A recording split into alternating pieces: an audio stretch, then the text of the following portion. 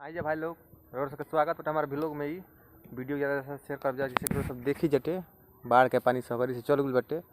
हल्का हल्का पानी रह गई जहाँ जहाँ खाल बटे, बाकी देख लीजिए जटे पूरा पानी पीछे चल गई बटे। इनियो से देख लीजिए पूरा खेत खाल दी गई बटे। बाकी और सब पीछे देखो तो जटे कि हमारे लौका हरियर लौका तटे लौका तैयार हो गई 4-5 गो। बाकी ओकर देखावे से पहले और सबके एक और चीज़ देखाओ तो नहीं देखी जाए। स्कूल में सीधे सब देखा तो जगह घास हटे पूरा सूख गई बटे बाढ़ के पानी से। बाकी देख लीजिए है और देखिए कैसे हरियर बा घास।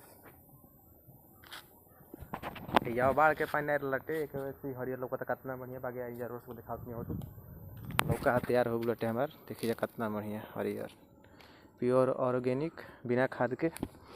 देखी जाए कितना सुंदर लगा था। देखिए जाए अब ये फिलहाल में सुटर हर सु है बन लटे 4-5 गो हो गल बटे। देखिए जाए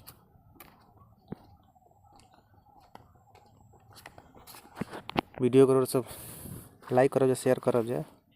देखिए कितना सुंदर।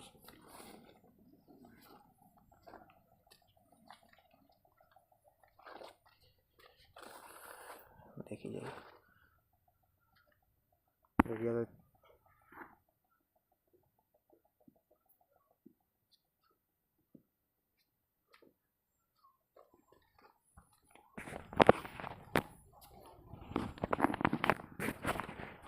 बाकी और सब वीडियो के शेयर करिए, लाइक करिए और फॉलो करिए। यूट्यूब देखते हैं सब्सक्राइब करिए।